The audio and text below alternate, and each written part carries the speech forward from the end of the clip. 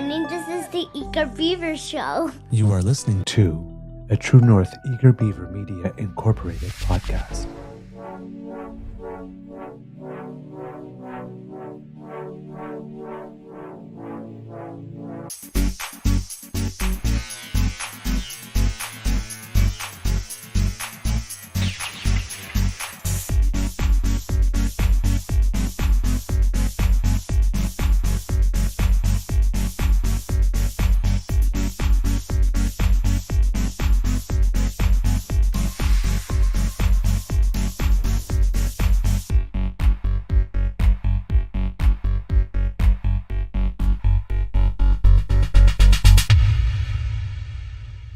The True North Eager Beaver podcasts are proudly brought to you by our founding sponsors, the Misfit Mysteries from Corvid Moon Publishing, your source for science fiction, fantasy, and cozy mysteries featuring a broad diversity of characters, CanadianTarot.com, your uniquely Canadian online eclectic tarot community, and the Pepper Master, hot pepper sauces made from farm-fresh ingredients to thrill your taste buds and expand your mind.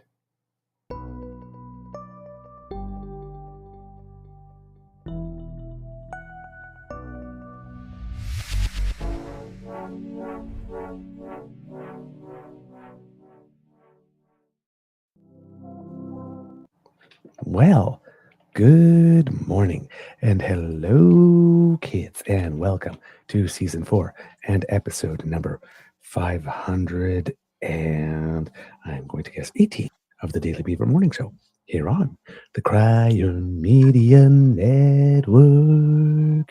Yeah! Today, recording day is Thursday, November 21st, 2024. And I actually can't tell what kind of day it's going to be at the Beaver Lodge yet because it's still too dark yet. Actually, I don't actually see any light coming up. I see like a little bit of dark blue sky, but that's about it. Not even like sunlight peeking up above the roof. So I have no idea what kind of day it's going to be this year. Today. What kind of day it's going to be this year. It's someday, you know what? This year, as you know, kids, I've mentioned it a few times, it's been heavy and it's been long. Some days have felt like a year. So. I'm your host, the Eager Beaver, pronouns he, him, hey, Mr. Beaver A. And with me, as always, is my good friend, Mr. Grizzly. A big thank you goes to our podcast surrounding sponsors, the Pepper Master, the Misfit Mysteries from Corvid Moon Publishing, and CanadianTarot.com. But before we go any further, Mr. Grizzly, please, we want to know how's your mental health doing today? I think it's pretty good, actually. Yay. I got a tremendous amount of sleep last night for the first time in a long time. I wouldn't say it was restful, but ended up going to bed earlier than planned because I lied down on the couch around 6 o'clock. Before I go meet the guys for Scotch and Cigar Night, and I lied down on the couch, and next thing I knew, it was 9:30. I know that feeling. So I'm like, wow, that's crazy. I'm like, well, let me just watch a little TV. I turned the TV on, put some movie on. I don't know what it was. I don't recall. And next thing you know, it was 2 a.m. So I crawled into bed and woke up just around 5. Said, okay, let's see if we can get this day started. There are certain days the couch is like the Borg. Resistance is futile. Assimilate. Yes. That's exactly what yesterday was. I'm just going to become the couch. It is here now. Yes. For me, second night in a row that I don't fall asleep until 4 something. Last night was kind of weird because every now and then we have a curling match that's past 9 o'clock that starts, which means we usually don't get home until late. And yes. I don't do sports after 8 p.m. I just don't. When I turned 50, I was eligible for like senior men's curling, which allows me to curl in the day, which is why I leave sometimes on Monday mornings early. I much prefer curling at 9 a.m. than curling at 9 p.m. Well, really. This is the thing because, look, I'm a goalie, so I play hockey at 9 o'clock. You get off the ice or off the court because it's ball hockey or ice, depending, and, shower, change. It's 10:30, quarter to 11, and you're wired. You're not going to sleep anytime soon. Right? Exactly. That's what it was. Fine in my 30s. Exactly. So, like yesterday, I felt that I was completely over the COVID shot stuff. Turns out wasn't quite done. I didn't sleep during the day, but um, when you're have that little chilly thing like this and sort of similarly feel feverish, you sweat a lot. And oh my God, last night when we played that curling match, I was sopping wet. And Mm. like I'm just wearing this like little windbreaker on top of the t-shirt, right? And I'm like I've got like pools of water accumulating. I was just sweating like crazy.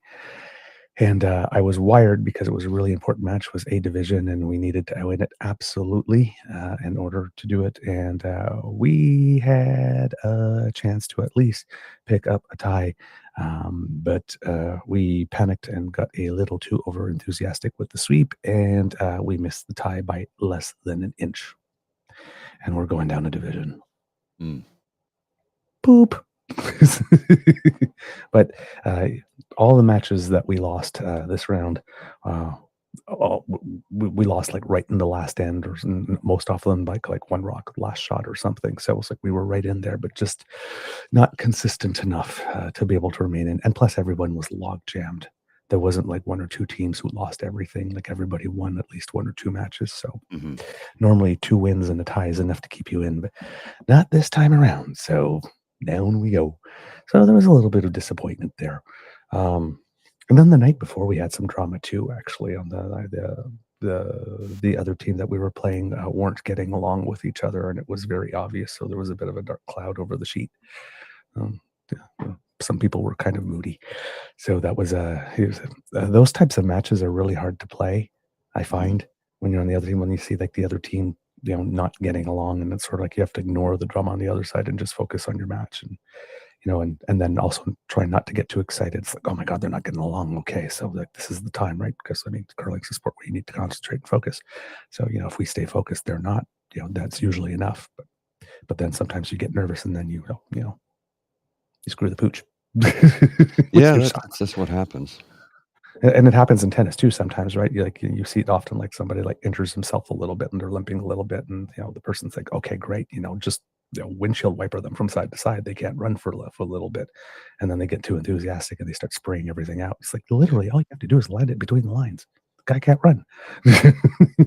I got 2 things related here that are nothing to do with curling or sports, but I thought this is from Uncover the News on the screen here. I'm going to put this on the screen right now. News: largest New Brunswick measles outbreak in decades, pushing Canada's case count to a 5-year high. Province reports 44 cases with 100 cases countrywide, according to latest data from the CBC. And then I'm going to put a little visual on the screen here that just came across my feed.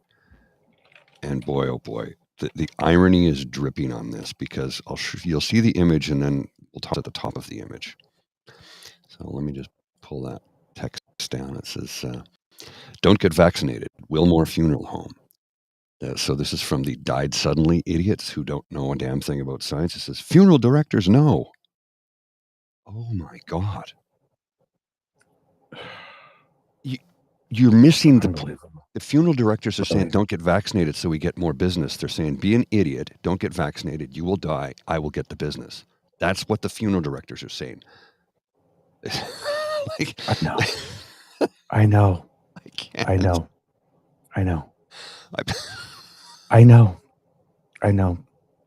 I see these tweets. I see things like this all the time, and I'm thinking, like, you really didn't game this out to its end conclusion, right? You just like heard that thing and said, okay, that looks good. Yes, but keep reading because there's more. Stop. Don't go, hey, stop and get all excited. Stop. Be calm. Read the second line. Try it again. Stop. Breathe. Think about what it means. Realize you haven't won here. Funeral directors have a vested interest. I wonder why funeral directors are interested. Probably because more death equals more money.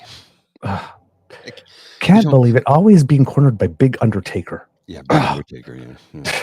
Big death. God. I just.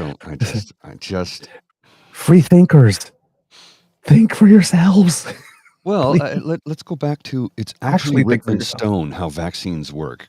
Go to a funeral, like a cemetery, Yes. And go to this older section, and you'll see how many children died before they hit the age of 10 or 12 prior to 1960 or 1950, when we started mass vaccinations. And then look at how those rates dropped right off to nothing.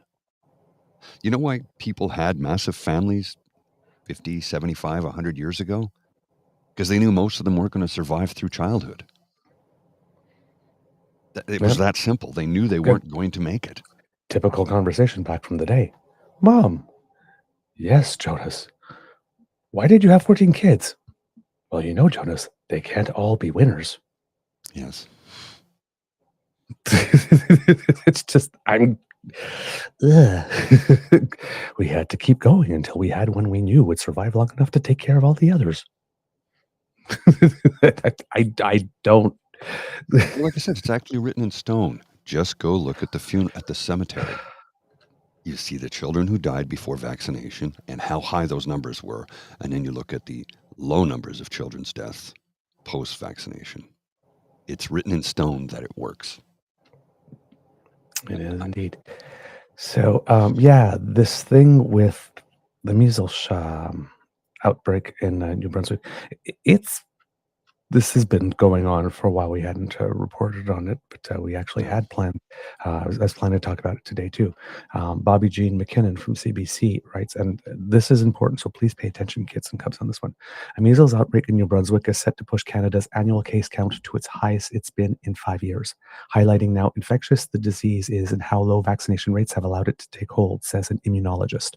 44 cases have now been confirmed in the province, all in Health Zone 3, which includes Fredericton and parts of Upper St. John River Valley area, the Department of Health said late Wednesday. It's the largest outbreak New Brunswick has on record in, quote, several decades, said spokesperson David Kelly.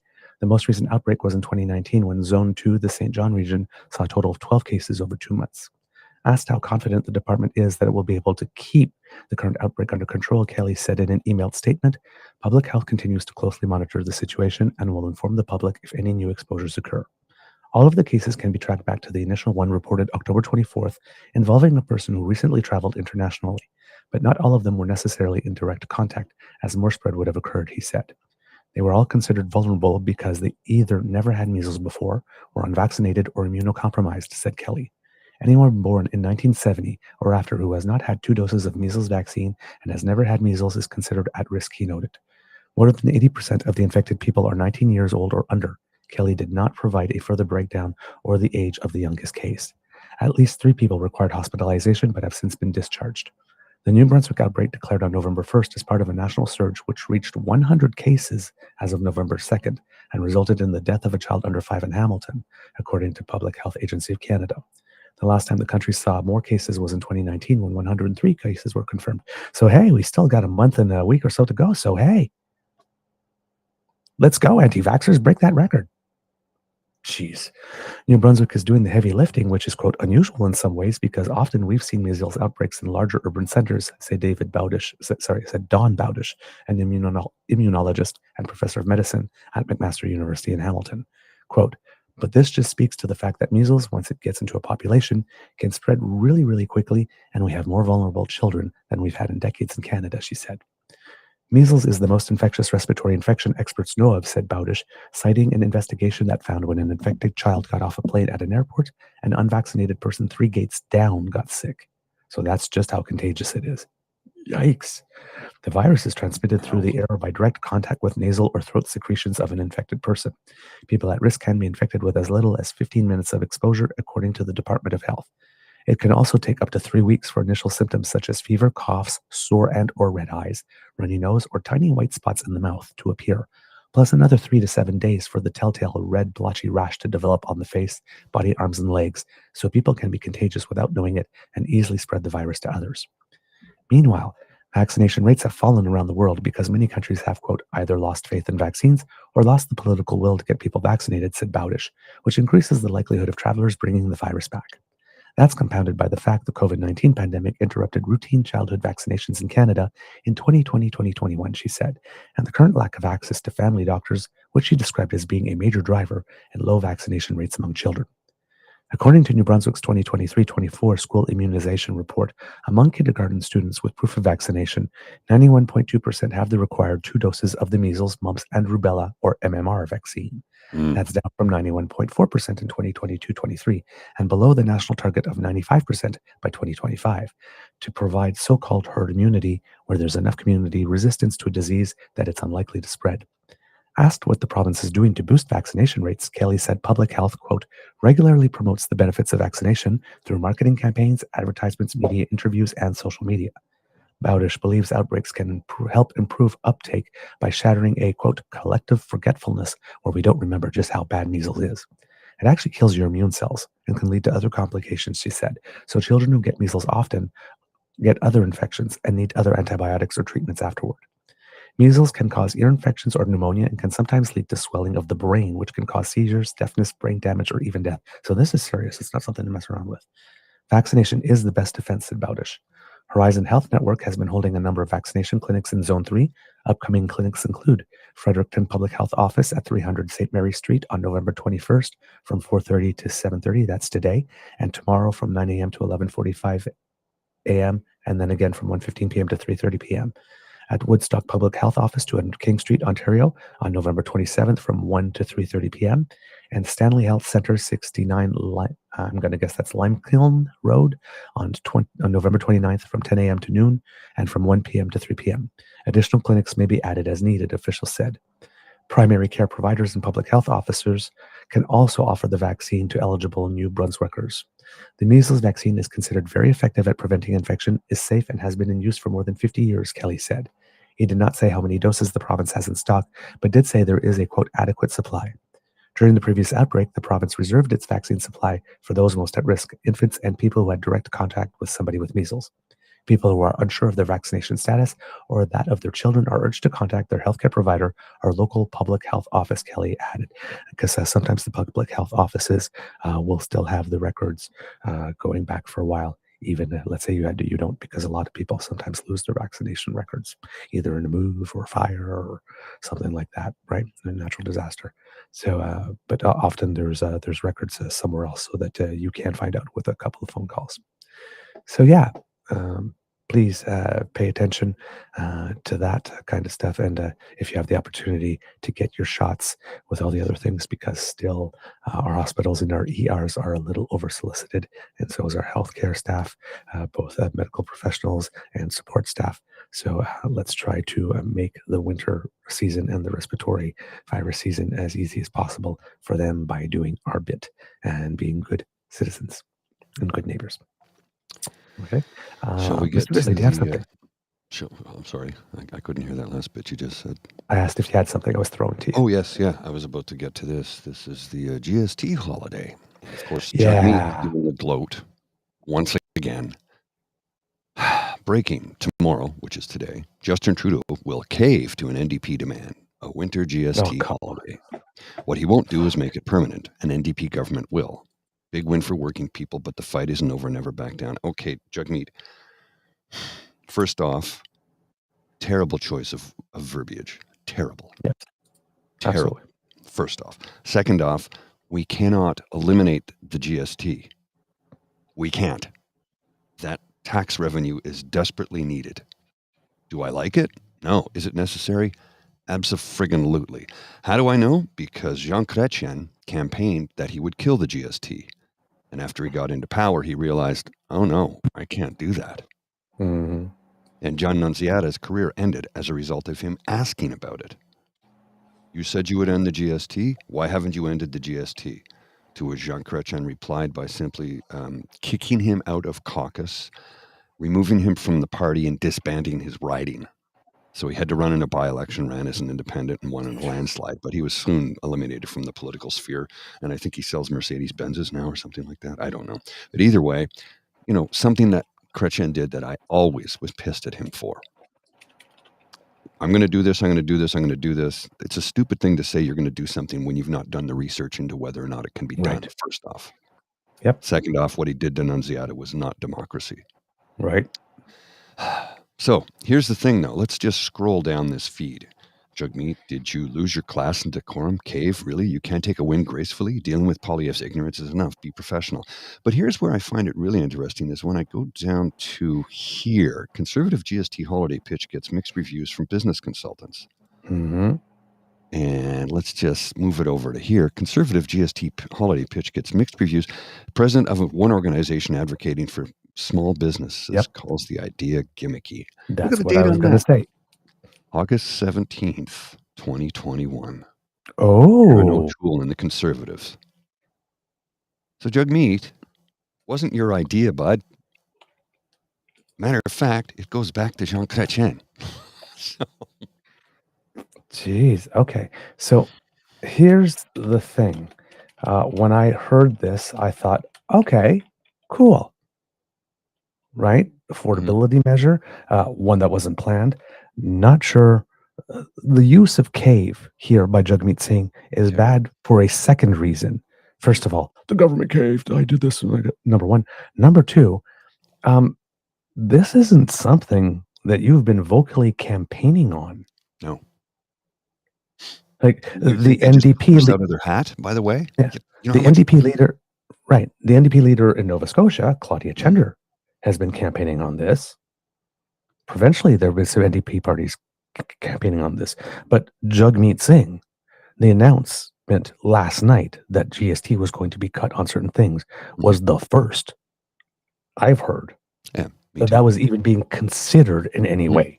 Yeah. Like he's trying to So take a win, but he can't. Like this. you have no track record of fighting for it publicly. From the Ray girl. This is beautiful from the Ray girl. I don't know if you can read the room or your supporters, but I think they like the idea of having a collaborative government. This is really negative rhetoric, and I think that most Canadians are really tired of that approach from politicians. And Ray girl, I completely agree with you. Absolutely. But here's the thing, because you always got to read the damn fine print, and that's where Jagmeet Singh says they won't make it permanent. We will. Okay. Number one, kits and cubs. Governments need money. Period. Our healthcare system needs people. And we either need to recruit them or train them, and that involves putting a lot of money. We need to give student loan forgiveness, for example, to medical professionals that are establishing themselves in rural communities, as Sean Fraser was indicating. That costs money. If governments keep on refusing to take in tax revenue or keep on cutting its sources of tax revenue, it has no money. Governments cutting the GST off the gas for a couple of days or a couple of months, or this is government kneecapping itself because it doesn't get money to provide the services. Governments need to find another gimmick to address affordability other than cutting off its own sources of revenue. It has to be done in another way. This is not sustainable because there's only so much tax revenue government can cut. And after that, once they've cut all those, once they stop taking in the gas tax and taking in some GST and taking in that and taking in that, and there are no more sources to cut, but they still need money, then what do? You got to find another solution other than cutting government revenues. That is not sustainable over the long time. No, and So, from Cassie Lake here, Jugmeat's posturing has caused a lot of chaos on the Hill lately. How can he pay for the dental program he championed without the GST revenue? Like, right? You can't say we're going to provide a service and then cut the revenue stream that funds that service. And pharmacare for everything, not just contraceptives and diabetes. Yeah, everything. Medications It started supplies. out, and they're going to expand. It's like Same with dental. Yes, there are there's the regular medications that a lot of us take that are high dollars, but there's also the catastrophic medications that the very few of us need. Those also cost a lot of money. So you can't just say government is just going to take in less revenue and everything will be better. So I'm reading this, and then I'm finding out this as I'm reading more about it, that it's a 2-month thing. Yeah, it's 2 months. Yeah. So I'm thinking and this is where I'm pissed off at the Liberals now. Mm-hmm. Because if you're going to do this type of thing, which I am not for personally, you need to find other ways. Mm-hmm. But every now and then, for a little bit, to give some temporary relief here and there, these things can work. Right? But every time they give that 5%, we're going to cut the gas tax by 5%. It's like, it's not a tax cut for you. right? It's the same principle when the government, when we have the discussion about healthcare, right? And they keep on saying that the provinces never recognize the transfer points of tax points as being part of the federal contribution. So the federal contribution says the provinces go, we need more money. And the federal government says, okay, well, here's all the tax points we collect. We won't collect these ones anymore. This creates $6 billion of fiscal room. Provinces take that $6 billion of fiscal room and add that to your taxes so that they do that. But then they don't count that as healthcare money. But those types of things, right? Those types of deals happen all the time. And what we got right here is a similar situation where the government is cutting a few tax points.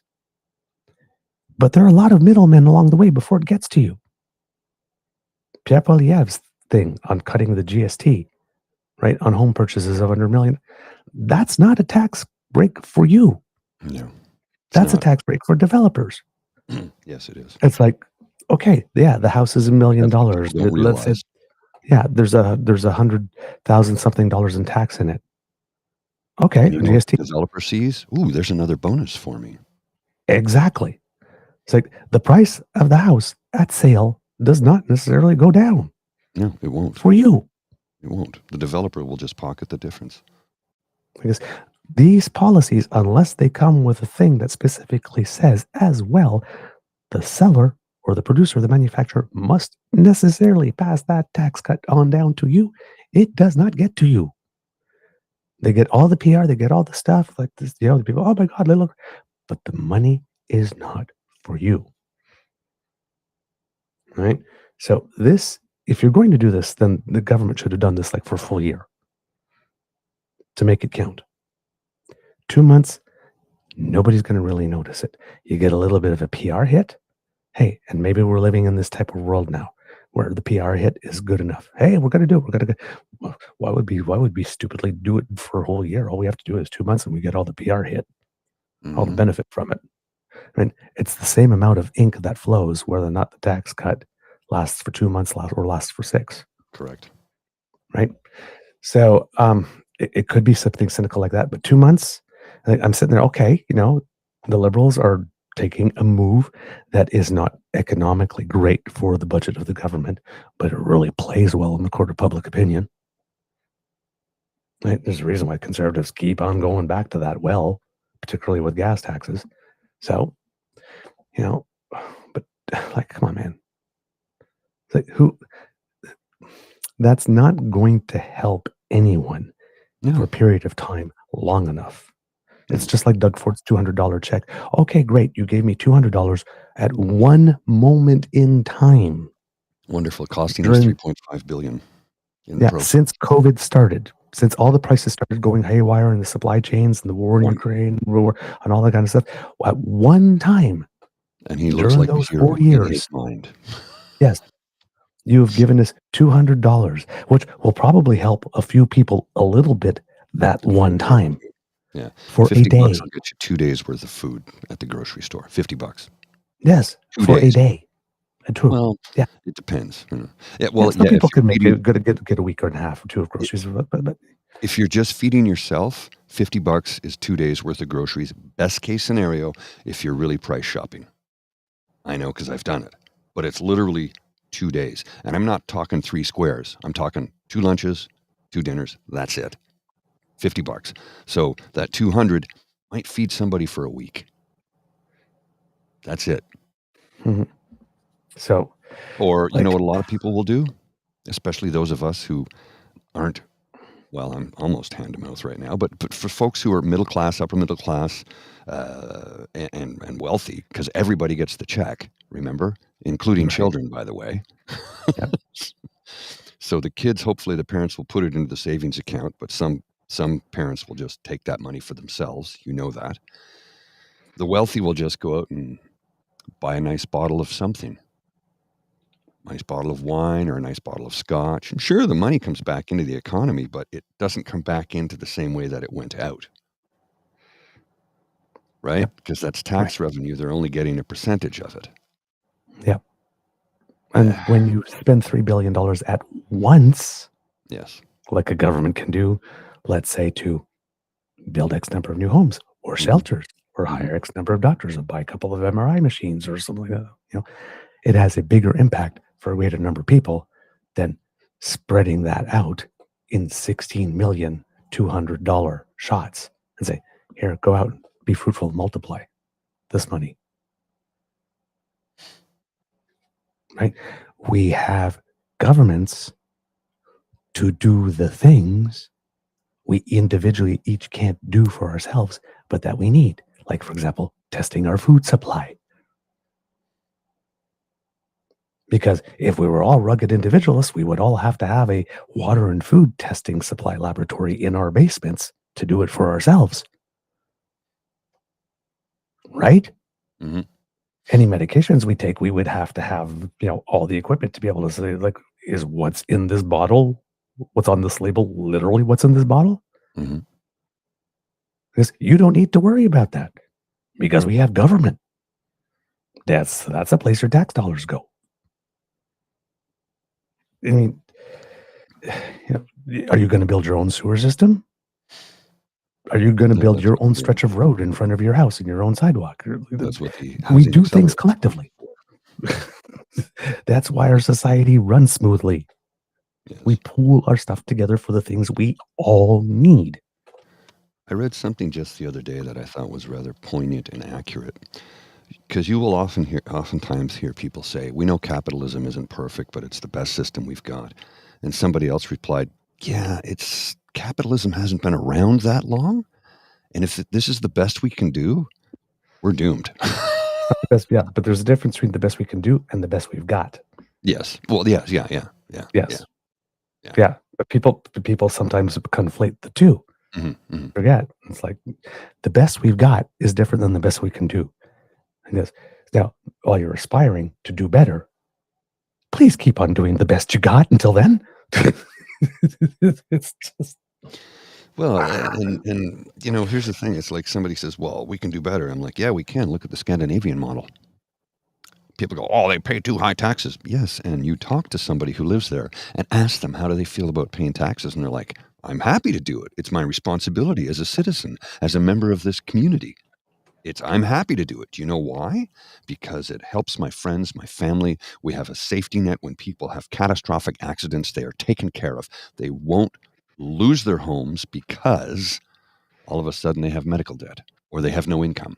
Because here, where we live in Norway, if you have a catastrophic accident, your health care is 100% taken care of, and funds kick in to make sure that all of your bills are met and you are taken care of. Their model works very well, incredibly well. As a matter of fact, the top 5 freest nations on earth, Norway, Sweden, Denmark, Finland, and who else? Canada. Us? Yeah. So according here to Marco Vigliotti of iPolitics, the federal Liberals are set to announce a GST cut on a number of items, according to the NDP. Prime Minister Justin Trudeau and Finance Minister Chrystia Freeland are scheduled to make an affordability announcement on Thursday, so that's today, in Toronto. The NDP announced late Thursday that it expected the Liberals would announce late Thursday. Today is Thursday. Yeah. Oh, come on, newspaper articles, man. Yeah, this is like 3 days in a row now. The NDP announced late, I'm going to guess Wednesday, that it expected the Liberals would introduce a, quote, winter GST holiday on a number of items in response to the NDP demands. It's far from the substantial and permanent relief the NDP wants to give Canadians. As usual, the Liberals are letting people down with their choice to make this a short-term tax holiday on only some items, the party said. The NDP will vote for this measure because working people are desperate for relief, and we're proud we delivered for them again. Then we will campaign hard on permanently scrapping the GST on daily essentials and monthly bills like we already promised. I'm guessing the NDP, you are going to vote with the Liberals to put aside the filibuster in order to get this passed, and which means that if you do this once for this, we get to ask you, well, why the hell are you not doing it for the other stuff? Yeah. Every time you don't, right? You are realizing that you're putting yourselves in this situation now. Just so you know, you're starting a precedent here. And people are going to wonder why for this and why not for that. That's a question that's going to come to you now. The move comes only days after NDP leader Jagmeet Singh announced that a government under his leadership would remove the GST on home heating, grocery meals, diapers, and other essentials.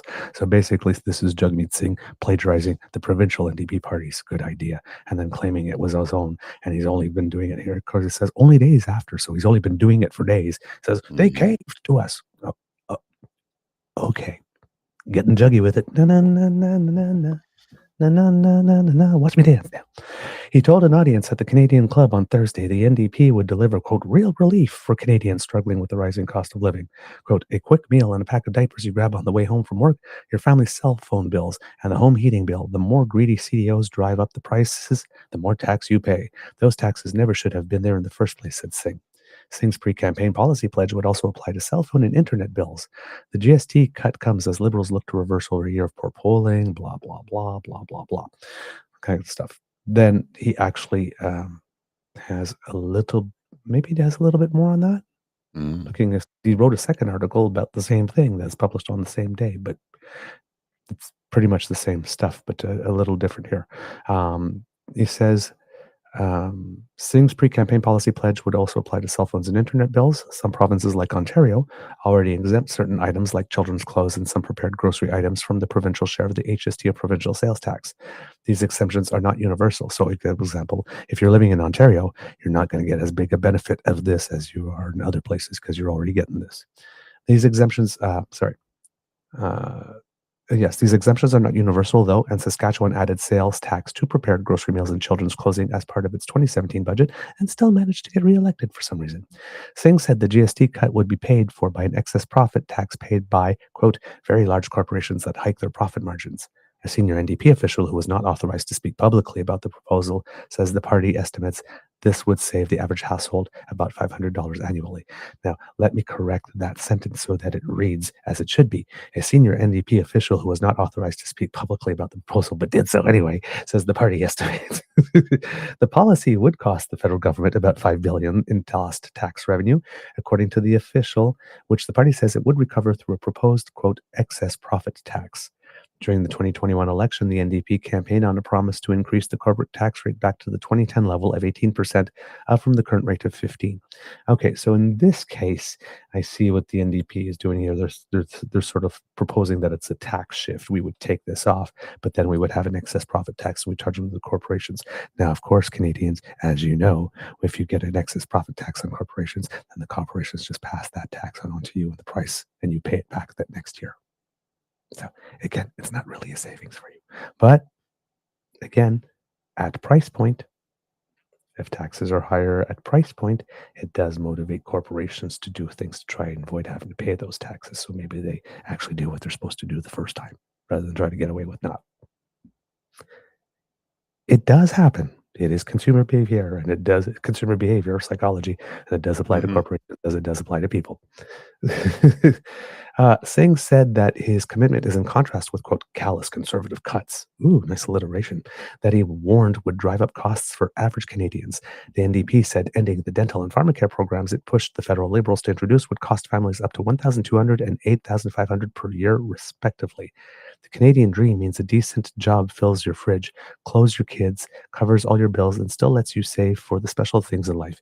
Canadians have been losing hope that the dream will ever be possible again, said Singh. But we can fix and grow Canada's economy not by giving those that have the most an even bigger share, but by investing in those that do the work. Okay, I'm having a little difficulty understanding how the pharmacare program, according to the NDP, will save Canadians $8,500 per year on contraceptives and diabetes medications and testing. I'm not sure we spend $8,500 on that. That's a Here, lot of right now. contraception. I don't know where he got those numbers. They seem a little off. There's Maybe there's an extra zero in there that shouldn't be there. there's I'm saying when you said that's a lot of contraceptive, it made me think of one time when I was on a cruise. The only time I was on a cruise, and they had a cabaret lounge that was there, and they invited this very classy lady to come and sing some jazzy songs. And she's dressed in this sequins gown and it's all flashy and whatnot. She's got her hair done and her nails done. She's got her mic and, little glass of something, talking to the piano player, and starts playing this little song.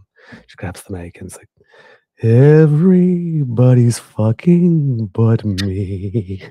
I didn't see that coming. I love this comment from the anti-corporatist, and this commentary is so bang on, and it tells you what is wrong with our system. In Scandinavia and in a lot of European countries, what people save up for is their next vacation instead of retirement. If you travel around the U.S., most hotels are full of Europeans on holiday. And you're right about that, because they don't need to save for the retirement, because there is a social safety net that they've been paying into for decades, like the CPP, but it's much better. And people still keep a small nest egg for little things here and there, but your essentials and necessities are taken care of in those countries. And then, of course, you have that retirement package, your pension, which, like the CPP, but it's healthier. It's much more robust. A friend of mine often says, what we need to have in this country is a pension plan that every citizen has access to, that goes with you from place to place to place to place. So if you change your job, that pension travels with you. I said, well, we have the CPP. He goes, yes, and it's great, but what we need to do is beef it up by doing this. He goes, because I worked for Company A, and they had a pension plan where they would match contributions and so on and so forth. He says, but when I left that company to go to work for the federal government, all of that was gone, and it ended. Right. He goes, and then I got a federal government pension. He goes, that pension that I had with that company should be government run and regulated and transferable from one company to the next, to the next. Pensions should be portable. Yes. And didn't the Wynne government come up with an idea similar to that for the province of Ontario? I believe so. And and then she lost in the last election. And we know why she lost, because of too many years of the McGuinty government. And there was screw-ups on her part as well. And she kind of capitulated long before the actual first ballot was cast. Mm-hmm. But the idea came around, and I'm like, it's good. Unlike Alberta, where they want to get rid of the CPP and replace it with an AIMCO hedge fund. Well, didn't they lose billions and just fire the whole? Anyway. Apparently they rehired 3 of them. Yeah, one of them is Stephen Harper. But they rehired 3 of the ones they fired. Oh yes, no, I heard that. Yeah, too. Yeah. But one of them is Stephen Harper. He was always. But the idea in Ontario that the Wynne government had was, it is supplementary to your CPP, OAS, and GIS. All of those things you need, because you can't work anymore after a certain age. I might want to do. I know people who continue to work, but they get out of the career that they were in for a long time, if they were lucky enough to have a career, unlike a journeyman like I've been. I'm not going to get into my personal situation, but folks have left their position. They've retired. They've moved on to greener pastures. They've taken 6 months to a year off and said, I think I'm going to go back to work just because I'm bored. So they choose jobs. Like, I've seen seniors working in like a coffee shop somewhere. They're not working 40 hours a week. They're working a few hours a week to keep themselves busy. A lot of retirees, especially in Ottawa, join the Commissionaire Corps. Because Commissionaire Corps, if you Commissionaire Corps, not Commission Air Corps. Anyway, the Commissionaire Corps. Yeah, not Air Corps, but Commissionaire's Corps. They a lot of gentlemen and ladies will join that, because if you work 20 hours a week, you get full benefits. And I know most retirees, 20 hours a week, it's all I want. It's all I want. I don't want to work more than 20 hours a week.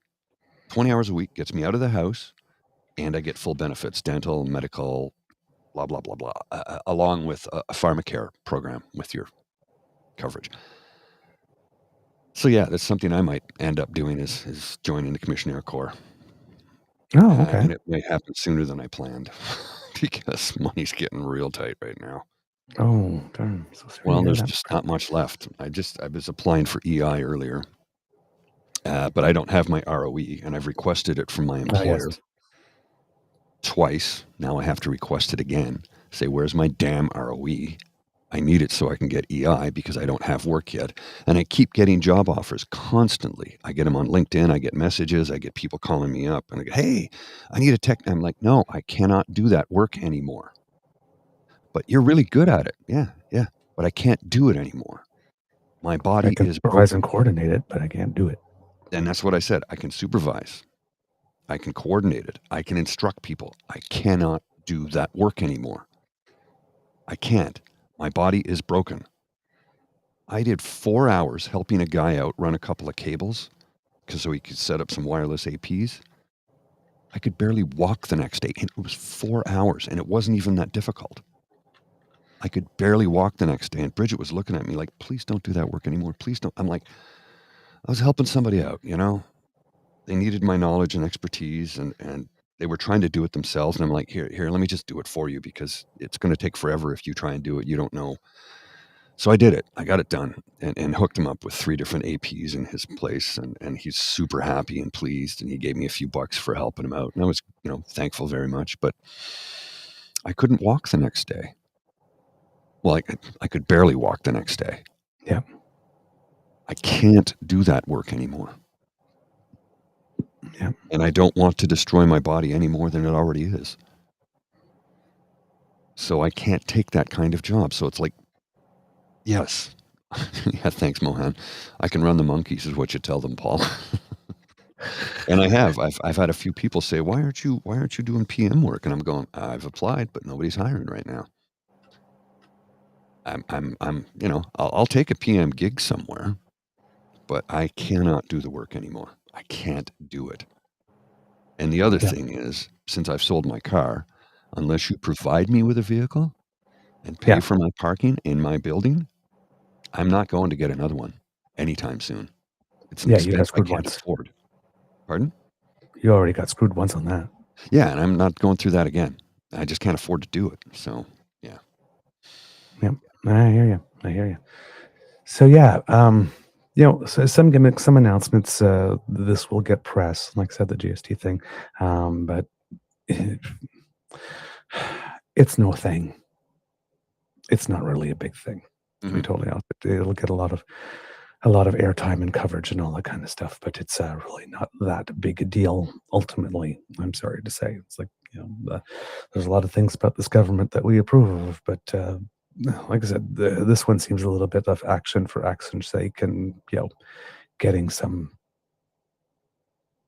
headlines and stuff, but it's not substantive help in any way, shape, or form that's going to help anyone in any meaningful way. Everybody will take it, because it's better than a kick in the teeth, but it's not much, really. So, all right.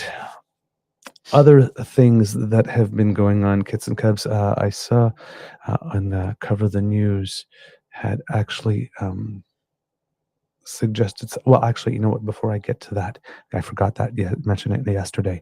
That yesterday was the Transgender Day of Remembrance, which is a big deal. It's a day to memorialize those who have been murdered as a result of transphobia. The day was founded to draw attention to the continued violence directed towards transgender people. It was founded in 1999 by a small group, and it has taken root, and it's become something that is observed every year. Of course, this takes place during the course of International Transgender Awareness Week, which it is right now. And there's, as you know, there's a whole bunch of stuff going on in Alberta where our trans brothers and sisters are not feeling the safest and most loved. But there is a little bit of good news for them if they happen to be living in the province of Nova Scotia, because in Nova Scotia, it seems that now, if you are transgender and you require some top surgery, that you can now get it in province, which was not the case anymore, and it is now covered in province. It is by a member of the rainbow community who lives there. He was so the first gender-affirming top surgery program is now in place with 2 dedicated surgeons that they have. So the first surgeon was recruited in 2023, and then another one was recruited in September. This is according here to Andrew Lamb. Okay. It says Andrew Lamb, and the picture is of a woman on CBC's website. Andrew Lamb is now a woman. Are they using too many AIs right now? This is ridiculous. Mhm. Okay. Oh, yes. Okay. Andrew Lamb, my mistake. Referred to as they, she, is a Chinese Canadian and trans reporter from CBC Nova Scotia. They are interested. Okay. I get it. This one was not. Okay. That's the thing these days. You can't tell anymore. You have to go check. Well, For and the you first time, remember the skit from SNL, Pat? yes, Okay, and Pat's partner, Chris, Chris. Yes. Dana Come Carvey in a on. long wig, and they're like, we don't know. We don't know. I know. That's a long time ago, mind you. That That's happened to me in 90s. elementary school. Oh, That yeah? happened to me in elementary school. Yeah, I started a new school one year, and there was a person that was there, and always wearing jeans and sort of like rugby shirts, and it's like spiky hair, like we had in the 80s, like this with the long stuff in back. Yeah, Yes, and I think it's like, and their name was Michelle. yeah. But I went to a French high school, so it could be Michelle or Michelle. Yeah. I don't know. And I hung around this person like for about a month and a half. I could not tell. I thought maybe a girl because they've got pink on their running shoes. Yeah. But she could kick my ass. So I don't know. Like it's like grade 6, grade 7. Yes. Figured it out eventually once we did. We were at a house party and played 7 Seconds in Heaven. Oh, okay. Man, Okay. I thought it was 7 minutes. Oh, 7. Oh, you had 7 minutes? Lucky you. I never Maybe played it. maybe it was 7 minutes. Yeah, maybe it was 7 minutes and not 7 seconds. It's been a long time, and I've only played it once or twice. I was very young and I needed the money. So I was just like, oh, you man whore. Kids and Cubs. I did experiment and dabble in heterosexuality for a little bit, but it wasn't for me. Everybody says, I'm supposed to do this, so I'll give it a go. No, it's not my thing, not my jam. Oh my God. So yeah, for the first time, Nova Scotia Health has a program in place providing gender-affirming chest masculinization and feminization surgeries. The health authority did not previously have a dedicated program for these kinds of procedures, commonly referred to as top surgery, with surgeons who have a mandate to provide the care according to Nova Scotia Health. 2 surgeons specifically trained in top surgery have been recruited for the program, which began when the first surgeon came on board in July 2023. Dr. Nadim Jukadar joined the program in September. I'd always wanted to give back to the LGBTQ plus community in some way, said Judakar, who is part of the community himself. Judakar is from Halifax and returned home after receiving specialty training and working in Toronto. He said it's gratifying to be able to provide care to people in 2S LGBTQ plus community. Quote, I've never had something that's been more rewarding in my life in any field, he said. I've never been happier at my work. 2 years ago, advocates sounded the alarm when one of the only surgeons in the province performing top surgeries announced they would no longer accept new patients. And remember, top surgeries are not exclusively for sex reassignment. Correct. Right? There's other reasons to require top surgery. So they needed these physicians. That left a considerable gap in care, said Veronica Merrifield, founder of the Cape Breton Transgender Network. Some patients are sent to Montreal for gender-affirming procedures. However, they need to pay upfront for travel and accommodation costs, with the province reimbursing them afterwards, according to a Department of Health and Wellness web page. And for many people, it's not possible to pay those upfront costs, said Merrifield. Quote, having surgeons in Nova Scotia takes away that barrier for a lot of folks, she said. While she thinks the new top surgery program is a good thing overall, Merrifield said she'd like to see the province expand the gender-affirming procedures that are offered. For example, treatments like voice-feminizing surgery are not on Nova Scotia's list of publicly funded procedures, but are covered in the Yukon. Gender-affirming surgeries can allow trans and non-binary people to be themselves, Merrifield added, saying that this type of healthcare is also accessed by cisgender people. It saves lives, and it's as simple as that, she said. There you go. So, good. Good, good, good. Mhm. I'm happy that this is being done. Listen, increased access to abortion services coming in New Brunswick. People not having to travel out of province to get top surgery, whether you're cisgender or transgender, for any reason in Nova Mhm. Scotia. These are good things. Now, Well, I don't know if this is going to throw a wrench in the Nova Scotia election because conservatives seem to be anti-trans these days. It seems to be the things that all the uncool kids are doing, and we are in the middle of an election. And this news comes out. So I don't know if Tim Houston is going to pop up in a couple of days and go, "What? We're paying for that?" yeah, Pretending like he probably. didn't know all along, as they've been trying to recruit these people to do that.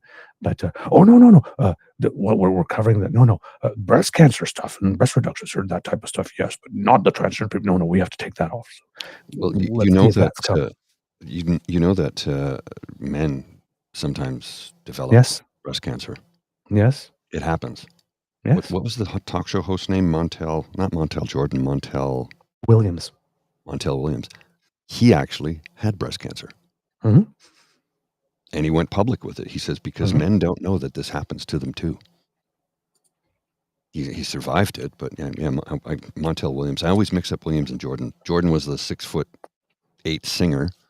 This is how we do it. Boom, boom, boom, boom, boom. This is how we podcast beavers. Boom, boom, boom, boom, boom. And on that note, I'm getting a coffee. I'll be right back. I think I think I have temporarily slayed the grizzly. Yes, indeed, Montel Williams, while serving as a U.S. Marine, he was diagnosed with breast cancer and received a double mastectomy. Only later was it discovered that he had simply, oh no, that he had simply had a torn pectoral muscle, and the entire surgery was completely unnecessary. Oh no. Oh well. Gee, that's and he's not the only one too. For people who are wondering here, there's a list in men's health fitness. Oddly enough, um, but Richard Roundtree, the actor best known for playing the eponymous role in 1971 Shaft, he had a double mastectomy. Rod Roddy, who's the iconic game show announcer from The Price is Right, he had a mastectomy in 2002, but lost his battle with cancer the following year. Edward Brooke was the first African American elected to the Senate. Yep, he had a double mastectomy as well. There's a lot of people that have had this. You know, it's not as common, and you don't hear about it as much. But Mr. Grizzly's right; it is a very real thing, and this service will be definitely useful there as well. So I'm glad that that's the case. All right. Yesterday in the news, we talked to you a little bit about Randy Boissonneau, and there has been a development. I'm sure that the Conservatives will claim this as some type of victory Of course for they them will. because they've been demanding his head. But Randy Boissonneau has done the thing that used to be very common back in the day, but has become less common since. He has decided to resign from cabinet after some controversy in order to take some time, quote unquote, to clear his name. That Mhm. used to be standard operating procedure. Mhm. There was a scandal, you would step aside, somebody would fill your position in the interim, the ethics, you'd do the whole ethics thing, the report would come out. If you were cleared, you'd get to go back and take your position. And if you weren't, you spent some time in the sin bin. But this, according to Davis Legree, Employment and Workforce Development Minister Randy Boissonneau is stepping away from cabinet amidst controversy surrounding his past business dealings and claims about his Indigenous heritage. In a press release, the Prime Minister's office said Boissonneau will leave effective immediately to focus on clearing the allegations made against him. The statement did not clarify whether Boissonneau will remain part of the Liberal caucus. Veterans Affairs Minister Jeanette Petitpas-Taylor will take over Boissonneau's portfolio, which also includes the official languages file on an interim basis. Boissonneau was the only minister from Alberta in Prime Minister Justin Trudeau's cabinet. He first came under fire after reports emerged that a company he co-owned unsuccessfully bid on 2 federal contracts in 2020, while identifying himself as Indigenous and Aboriginal, as Indigenous and Aboriginal owned. He recently apologized after shifting claims about his Indigenous identity came under scrutiny. Now, on that particular thing, kits and cubs, I stumbled upon something yesterday, a statement that had been put out about this, and it seems that even though they are making a case about this now, and it's still not clear whether or not he filled out those forms in 2020, whether it was his partner that put that in. But Randy Boissonneau was clear or had put issued the clarification on this, and this appeared on CBC News. Corrections. The story has been updated from a previous version that incorrectly stated Randy Boissonneau is Indigenous. The Liberal Party sent a clarification on September 5th to say Boissonneau's mother is Cree, but he was adopted and does not claim Indigenous heritage. The party says the information came from a staff error in the process of responding to CBC's inquiry into Indigenous candidates. That was released September 5th, 2019. It's been on the record for 5 years. The correction. All right. So this is not a new thing that's just been discovered now. This was brought up, addressed in 2019 and clarified. And they're bringing it back like 2019 never happened. So that's one thing to keep in mind. And we do not know the detail. The Conservatives keep on saying they're talking as if Boissonneau filled out the forms himself and said, I'm Indigenous. We actually don't know that to be a fact. At the moment. So we've got to be careful with filling in the blanks with what we don't know. Boissonneau first came under fire after reports emerged that a company he co-owned successfully bid on 2 federal contracts. Yeah, I mentioned that. Okay. Boissonneau had previously referred to himself as a, quote, non-status adopted Cree and said his great-grandmother was a full-blooded Cree woman, though he has since clarified that he was adopted into a family with Indigenous ancestry and his adopted mother and brothers are status Métis. Earlier this week, the National Post also reported that Global Health Imports, Boissonneau's former firm, shared a post office box with a woman connected to multiple drug busts. And we mentioned that yesterday.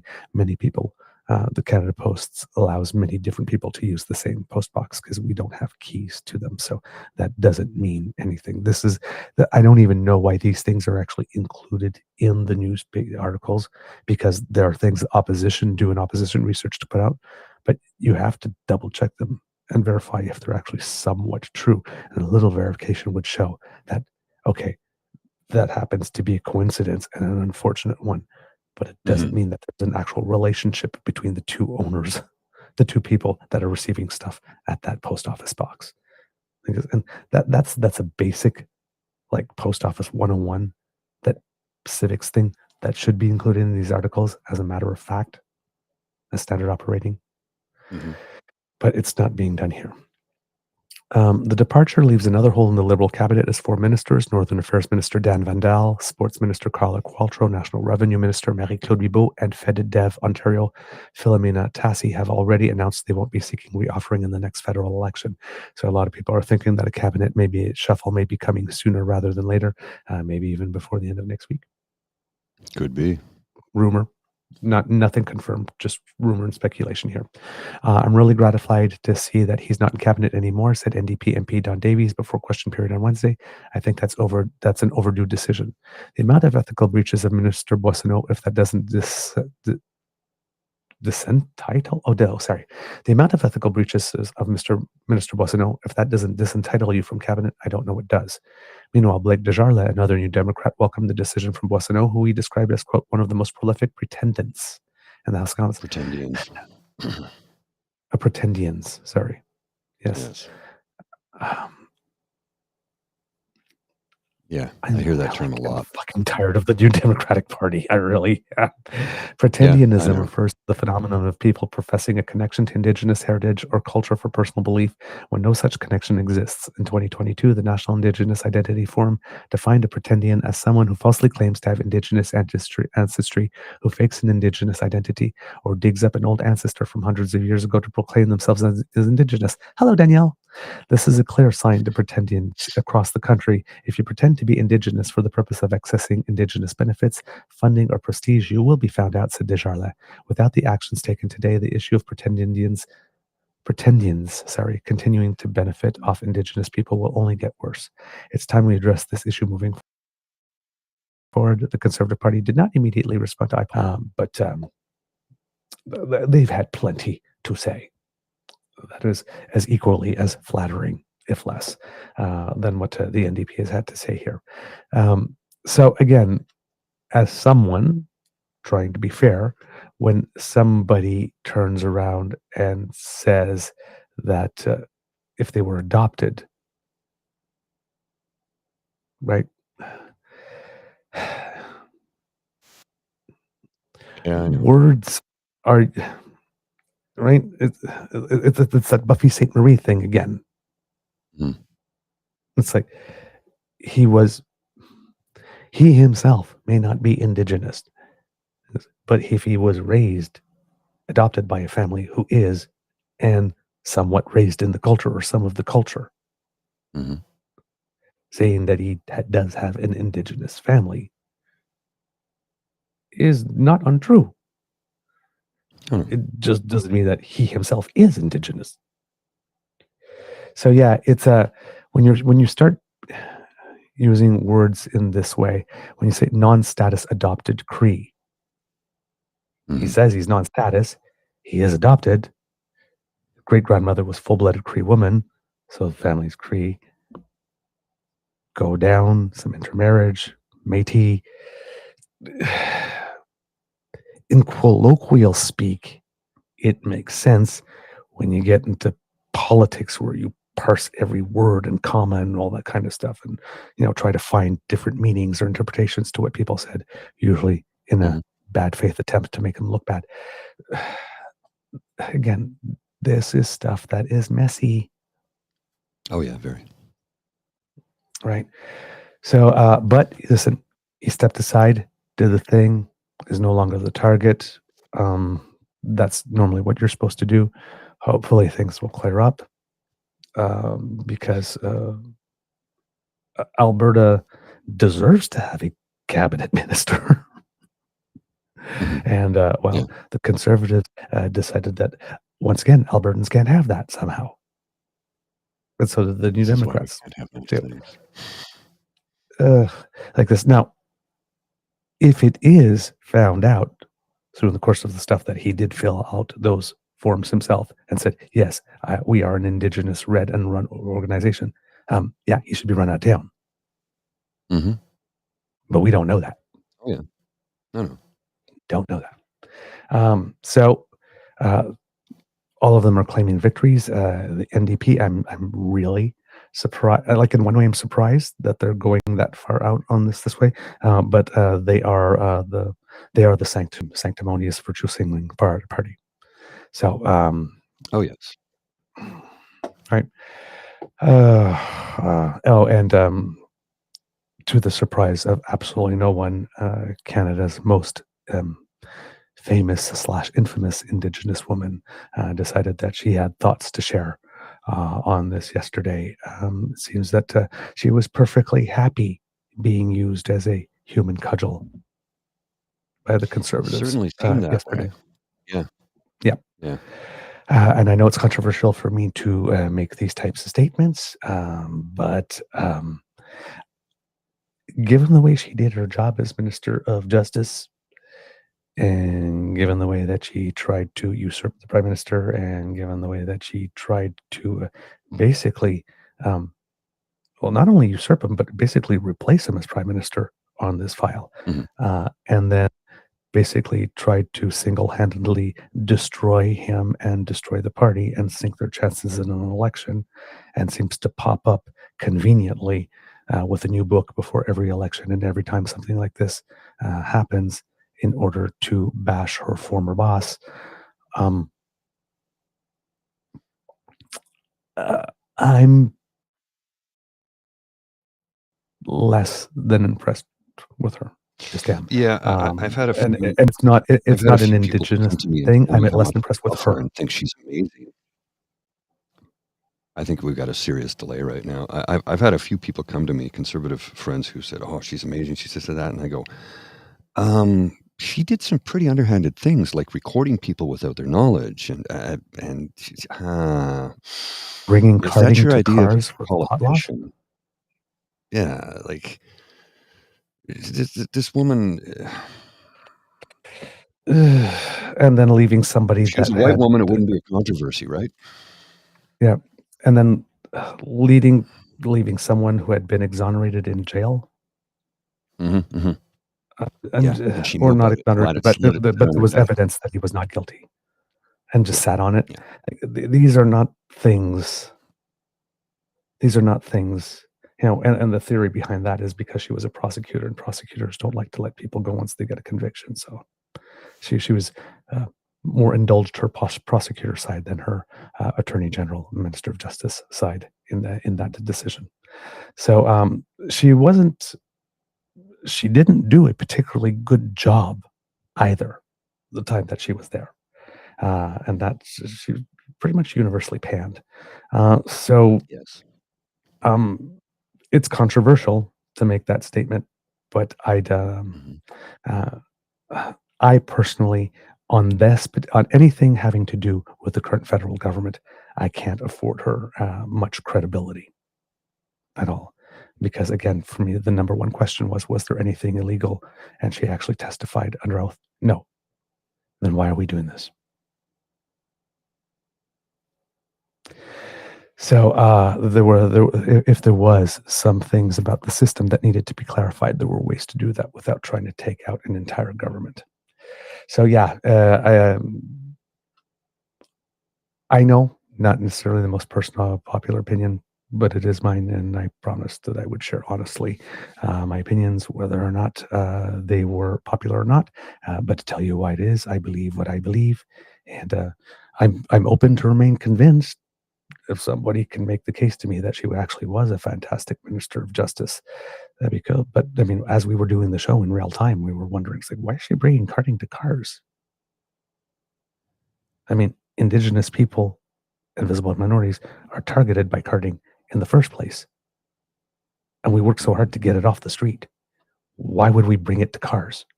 Yeah. It just struck me as like, did your people ask for this? I didn't hear one Indigenous group asking for this. No. So it was, except, but moving on. I'm still wondering when it comes to these false claims of indigeneity or Mm-hmm. pretendianism.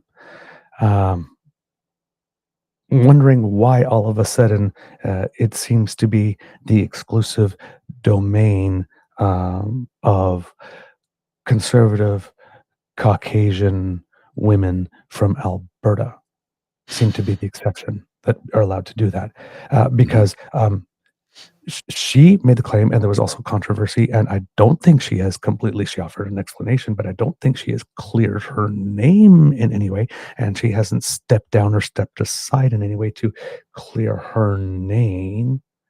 Mm-hmm. Um, and well, people turn around and goes, well, with Randy, was it? Well, was it just that? There was all the other stuff too. Well, she intervened in a criminal case before the court with the actual defendant, which was the Mm-hmm. same thing that these people got mad about Jody Wilson-Raybould alleging that the prime minister did on SNC.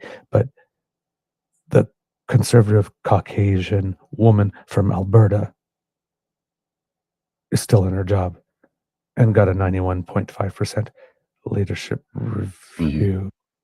Yeah. Why is it okay when conservative Caucasian white women from Alberta do it, but Well, it's nobody okay else? when I do it, but not when you do it. See, that's how it works. You see, as a conservative, it's okay if I do it, but if you do it, it's unacceptable. So, That's the thought Danielle, process. given that Randy has now shown the example, when were we expecting you to step down from the premiership for a while to clear your name? Mm-hmm. And Melissa Landsman, when will you be asking Danielle Smith to do this? And Don Davies and Blake Desjarlais, will you be turning your attentions to Danielle Smith now, or No, no, no, no. because she's still there, she's suffered no real consequence for it yet. Yeah, she'll continue In to get fact, she's away with doing it. quite well. She's been quite rewarded. Mm-hmm. I mean, if it's about the principle, we should be asking questions of a few other leaders, shouldn't we, in this nation? Yeah, I think so. Maybe. Well, Yeah. I think this is a pretty good. Friends don't tell on friends. This is a pretty good example of well, this was in the House of Commons yesterday, and well, just watch this. This is just enjoy this, folks. Mr. Speaker, this from a Prime Minister who has 20 caucus members that have signed a letter that they're ready to fire him. Why wouldn't they? This is a guy who's doubled housing costs, doubled gun crime, doubled food bank use, doubled the national debt, kept in place a minister with a double identity. Even his own caucus members know he's not worth the cost, crime, or corruption. So if he's not afraid of anything, why doesn't he call a carbon tax election like Canadian?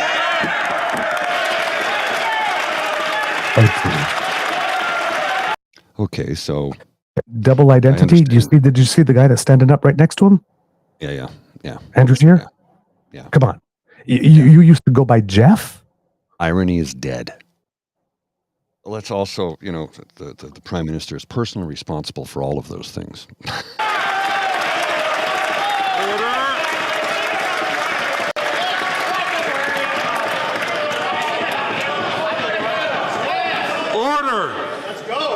The Right Honourable Prime Minister. Yeah. Mr. Speaker, the Leader of the Opposition just made very clearly the point that the MPs on this side of the House are free to share their opinions publicly, even when they're ones that I disagree with. Absolutely. But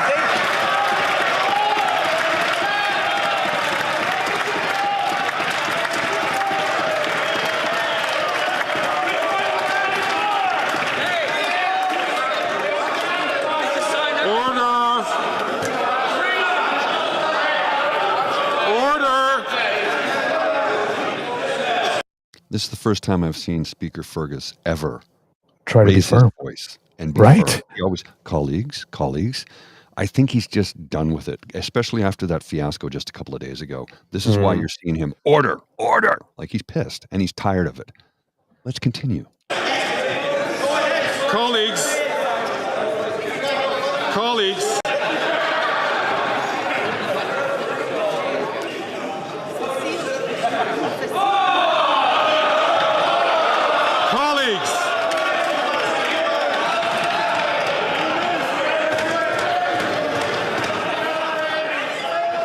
Colleagues, the more time that we spend here in the chair interrupting the process so that we get order in the House, the fewer questions we will be able to have and fewer answers we'll be able to have in question period. So please control yourselves today. The Right Honourable Prime Minister from the top. Mr. Speaker, in the minds of Conservatives, we just saw a big gotcha moment where I admitted that Liberal MPs are free to speak their minds and voice their opinions even when we have disagreements. That was astonishing to the members of the Conservative Party because they're not allowed to do that. They are not allowed to speak to the media. They are not allowed to speak their minds. They are not allowed to be voices for their communities. They are not allowed to stand up for investments in their cities on housing. That is the real scandal in this place, Mr. Speaker.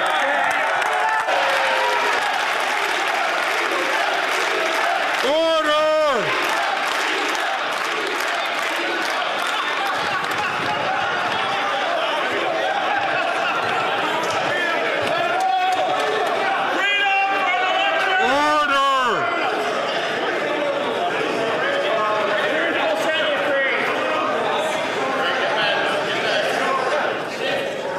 I am. Take our sponsor travel.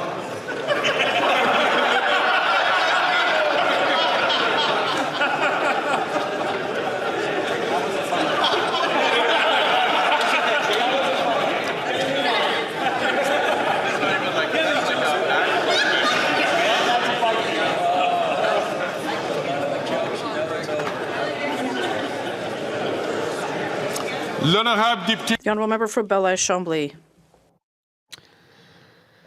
So I think Greg Fergus is just, all right, that's it. I'm not putting up with this shit anymore. I think he is just fed up And he expressed it by yelling order. I've never seen him do that before. That was interesting. Also interesting was the fact that I never have either. I mean, I think you maybe heard me. Yeah. Well, here. Let's just go back to the on this one, because I think this is interesting. Poilievre's office maintains tight control over what Conservative MPs say and do, and he says he'll make Canada the freest country on earth. Look, we got to keep going back to that well. He can't even. His MPs aren't even the freest in Parliament. I'm just. God. He actually stood up in the House of Commons and said 20 people want you to leave your job, Prime Minister. Yesterday it was 17. It started as 12, then 17. This morning it's 18 now. I feel like 18 Conservative MPs who can't speak their minds. I love to count. You've got 18 that would probably like you to go, and that doesn't count all the other people that talked off the record on that article about how you're a freaking control freak. I have a feeling that there's more people within your party who would like to see you gone already, Pierre. Some irony there as well. So this guy, man, it's like, but you notice the main purpose of that one, by framing that in the first place, was to draw attention away from the time when he said that 17, now 18 MPs who claim they can't speak their minds. So, deflecting once again. Well, I mean, I okay, think that encapsulates it so well, though, because you have to remember, Pierre Poilievre stood up and says, his MP said this, and he goes, yeah, because they're allowed to. You won't let your people speak. Like he that's literally, I'll have to talk on the painted record. himself right into the corner and didn't even realize it. They never think it through. We have a massive delay. We have a massive delay right now. Yes. They never think it through. They never ever think it through. That's the problem with wanting to win the nanosecond. Because he ran into that chin up, ass out, and he got flattened. Yeah. Good. He's not very, again, imagine that on the international scene, negotiating international stuff for us. Walking into every room and every summit, chin up, ass out. God help us. Yeah. Okay. Last little thing. I can't stand this guy these days, but Doug Ford, apparently, the Republican mayor of Ontario, aspiring Prime Minister of Canada, doing every fucking job, pardon my language, except the one he was elected for, being Premier of fucking Ontario. God damn it. Apparently, he went around and rallied. Yeah. Apparently, he went around and rallied all the premiers to his, again, pardon my language, fucking stupid idea that Canada should have a bilateral one-on-one free trade agreement with the United States, and then, God love them, a one-on-one with Mexico, because Mexico, which is an economy that is going to surpass ours in size at some point, because they have way more people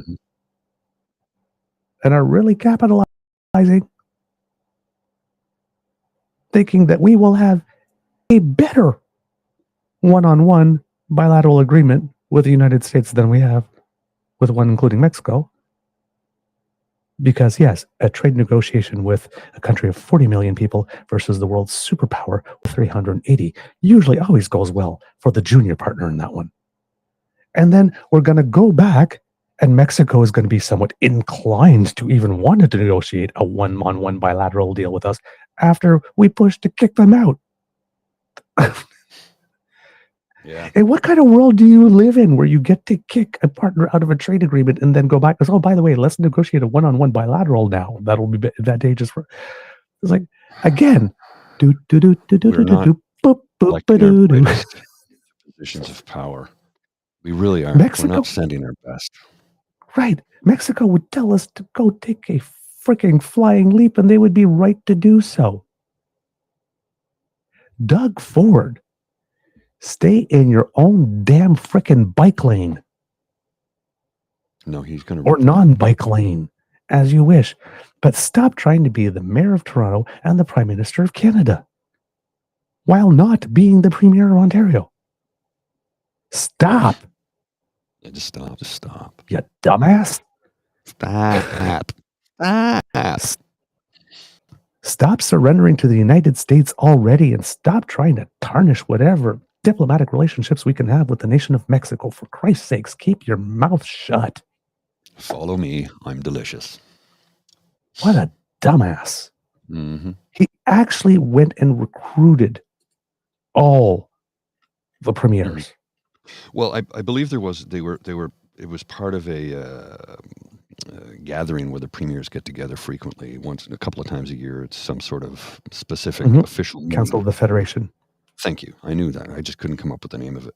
So in that respect, yes, they were all getting together anyway. But now that he's doing this, it's like, wait, why do you, No, what? You're not the Prime Minister. This is not your job. Yeah, exactly. So according to Barbara Petricino, let me say, I want to make that right, Barbara Petricino of iPolitics, Ontario Premier Doug Ford is leading a call for Canada to strike a bilateral trade deal with the United States, leaving Mexico to negotiate separately. Doug, I want a fucking doctor. This idea has gained unanimous support for all Canadians premiers, Ford said during a media scrum at Queen's Park this Wednesday. Quote, I just got off the phone with all the premiers and there's a clear consensus that everyone agrees that we need a bilateral trade deal with U.S. and a second bilateral trade deal with Mexico, Ford said. We need to work with our number one trading partner, the U.S., our closest ally and friend, said the Premier, who also chairs the Council of the Federation, a group representing provincial and territorial leaders. We already do work with our number one trading partner in the U.S. We can't avoid it, Doug. You dumbass. He said that a two-way trade agreement would protect Canadian jobs and industries among growing concerns about Mexico's trade practices, which the Premier called unfair. It will not. Because if Mexico has some weird trade practices with China, that's Mexico's problem to resolve with the United States. I don't know why we are sticking our big fat nose in that. That's none of our business. We show up to the negotiations, we negotiate what's in the interest of Canada, and we let the United States and Mexico resolve their own little thing with the China stuff, and we don't fucking get involved. Stay in your own damn own non-bike lane. This is none of our business. Other than saying, yeah, we support North American content and we should do everything we can. Other than that, we should have no position on this. This is not us. At the heart of Ford's criticism is the transshipment of Chinese-made auto parts through Mexico, which he claims undermines fair trade. Mexico isn't playing fair, he said. They're importing Chinese-made products at a much lower cost, slapping Made in Mexico stickers on them and just shipping them to North America. This costs both U.S. and Canadian jobs. Yes, and so we address it. Not by cutting them out, but by changing the rules or clarifying them, because this is we are revising the deal that we had. So we've done it 6 years. We've noticed this. This is the time we iron that out. You don't cut the person out. You iron the issue out. Come on, man. Gee. And do you really think that the United States doesn't have enough sway to exert some pressure on Mexico to do that on their own without us having to say, yeah, we'll kick you out if you don't? It's like, it's literally a situation like, like where the big strong guy is about to go and attack someone like this, and you got like this 3'2" person on the sidelines going, yeah, get him. Go on, Johnny, you can do it. It was like, and then the person that Johnny's about to go hit turns around and looks at you, and then you go like run, hide behind a tree or something. It's there is nothing to be gained for Canada by attacking Mexico like this.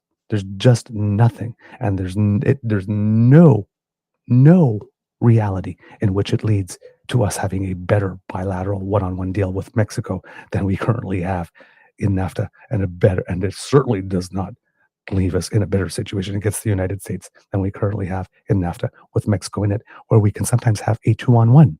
If the U.S. is being really unreasonable and trying to impose something on both of us can turn around and go, no, we don't play that. 2 against 1 makes it a little trickier. 1-on-1, well, We're doing it. What you going to do about it, Canada? Cry. So it's like, this is just dumb. Again, this is the premier. If all the premiers agree, then I'm sorry, they all got to go. Even Susan Holt was just there because this is not the way. No. Surrendering to the United States on international trade and selling one of our allies down the river before the guy is even in office is not the way. Premiers, back the truck up. You're not helpful. You're not the prime minister. You are not entitled to negotiate for the country. You're not. Yeah. No. Not your job. Yeah. Now this article says as they love to something that I say, will not. As they love to say, stay in your lane. Mhm. Yeah. Now this article continues with the sentence that I don't know to be accurate myself. So far, Deputy Prime Minister Chrystia Freeland and Prime Minister Justin Trudeau seem to be open to Ford's approach.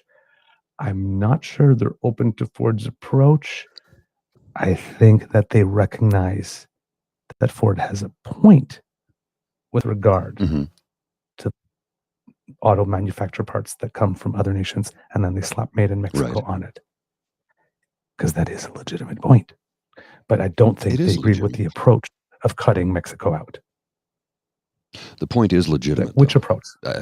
Yes. Addressing the point or cutting Mexico out? Right. Oh, addressing Freeland the said point. Sorry, go ahead. Yeah. Addressing the point. Freeland said Yes. No, I meant in the article. What did they mean? You were clear on what you meant. It's the article. When they say that Freeland and Justin Trudeau seem to be open to Ford's approach. Which one, of wanting to address the issue of the Mexico-China stuff or cutting Mexico out? Because I don't think they agree with cutting Mexico out. Freeland said Tuesday that the federal government shares Trump's grave concerns that China is using Mexico as a backdoor for access to North America. See? We share your concern about it. Ford said he spoke with Trudeau over the phone, who was, quote, very supportive and plans to engage further with Freeland and Federal Industry Minister François-Philippe Champagne. Ontario has $493 billion in two-way trade with the U.S. compared to only $40 billion with Mexico. But the trade with Mexico is going to grow faster than the trade with the United States, because we pretty much, not that we've maximized, but we've been working at it for a while. So the gains in the United States are incremental, whereas the gains in Mexico can be more substantive because we're at the beginning of establishing the relationship and we can be entering new areas. So the growth potential is with Mexico right now for us. The numbers speak for themselves. The U.S. is our top priority, Ford said. And in particular, by the way, if the United States keeps going rogue on us and keeps on trying to kneecap us, the better relationships we have with Mexico, the better safeguard it is for our economy. Mexico is our escape route if the United States starts to become completely unreasonable. So why would we cut off our escape route? That's another reason why this proposal from Doug Ford and the premiers is really dumb.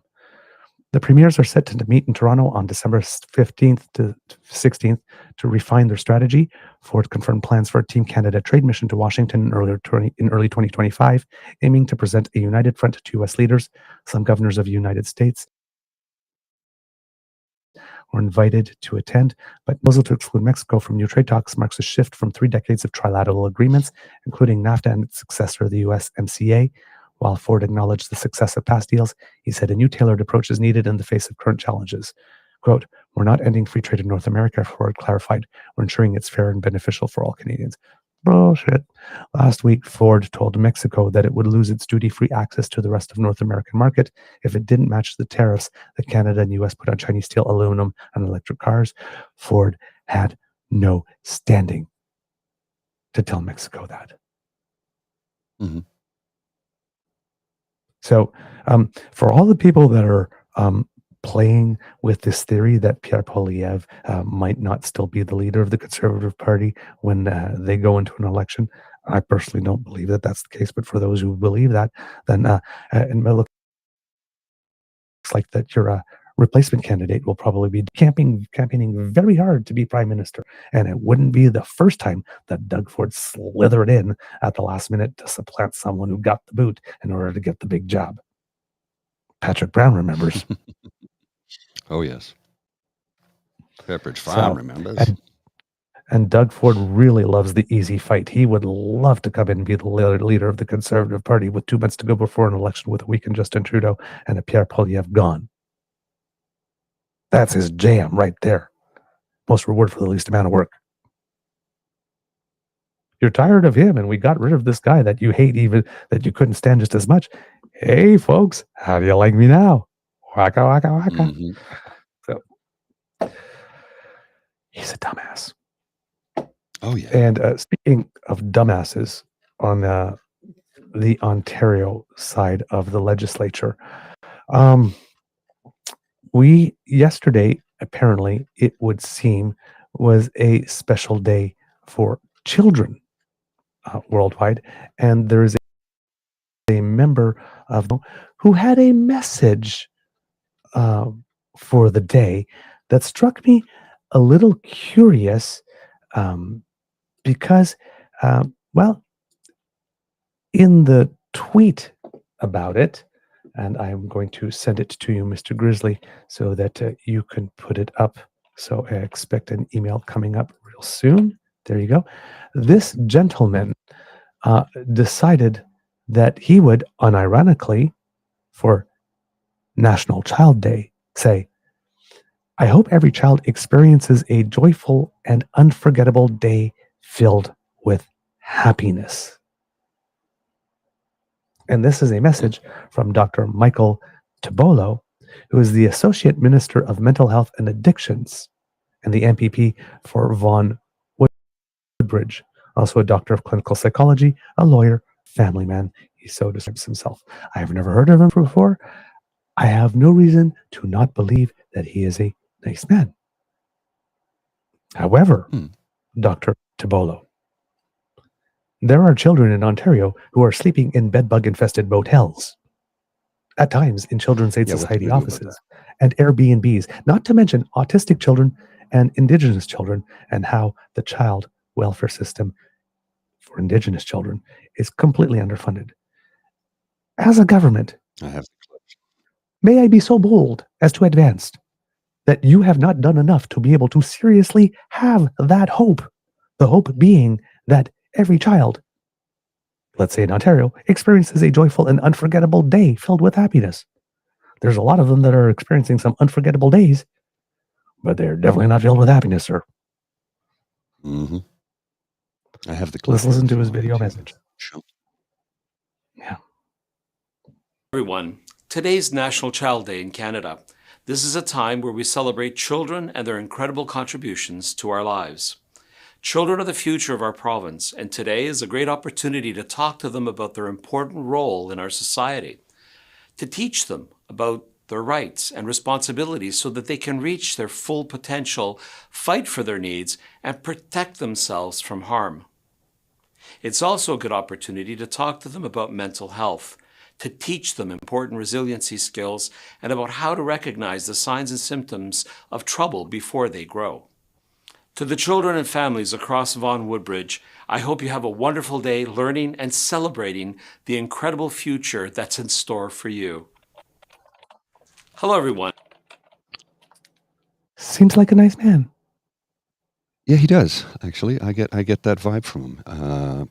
Yeah. I do get that vibe from him. I really do. Yep. I was going to say, I don't get an evil vibe from him at all. No, but doesn't seem to realize which province he's living or who he's working for. Well, that seems to be the case, right?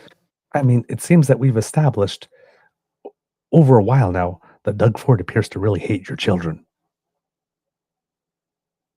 Just like he's been doing a couple of things with daycares as well lately as well. I saw in the news, but I can't remember off the top of my head what it is, but it's like pulling funding or something. Yeah. Not great. Mr. Grizzly, do we have a show? We do indeed, sir. We do All indeed. right, it's some Cubs. That's the end of this episode of the Daily Beaver Morning Show. We hope that you loved listening to us because we love making this for you. Now remember, sharing is caring. And word of mouth is priceless. So please tell your peeps and poops all about us because we love it when you do. Now, if you do not want to miss an episode, you do not have to, thanks to the Ray Girl, because she has sponsored our pod page. And if you scan that QR code that has just appeared, it'll bring you right there. If you're listening, podpage.com/the True North Eager Beaver, lowercase letters with a hyphen between each one of those words. And if you click subscribe, when we have something fresh off the bandwidth, it comes directly to you. You don't even have to go hunting for it. We deliver quicker and more efficiently than DoorDash. Eager Beaver, even better than DoorDash. Maybe that would work for us. I'd have to try that. Okay, now if you would like to support us, might get in trouble for that one. Might get in trouble for that. You might want to make like Kit Lane and surf yourself on down to the True North Eager Beaver Media Incorporated YouTube page, where we have 3 buttons for you: like, share, and subscribe. If you click them all, well, we can't guarantee that you'll win a prize, but you will win a prize. Our undying gratitude. Actually means a lot. Yeah, pretty good prize. Nice and shiny. If you like shiny things, then yeah, subscribe.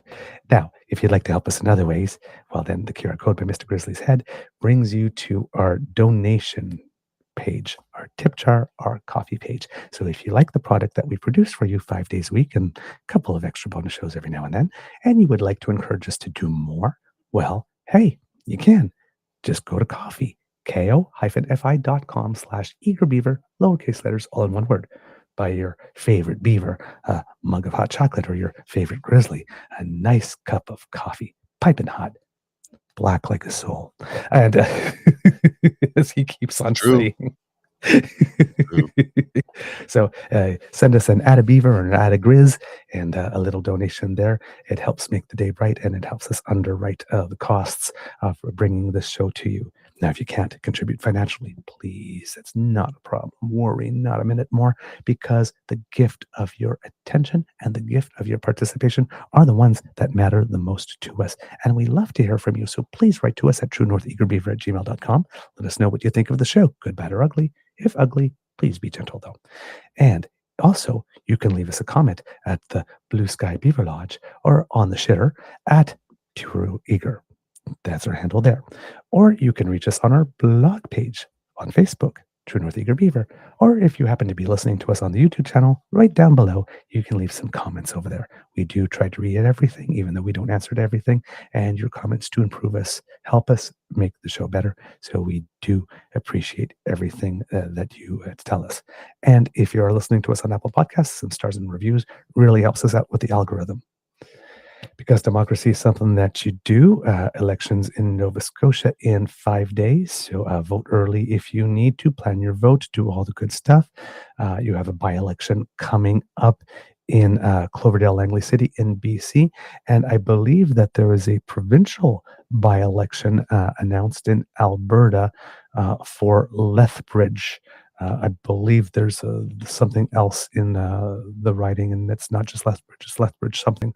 But the way I know about it is because our good friends from Alberta Resistance, Mr. David Gray, they received an official they received a notice that as an official third-party advertiser, they were not allowed to advertise during the Lethbridge West election period because they're not that kind of third-party advertiser. It seems that there are 2 kinds.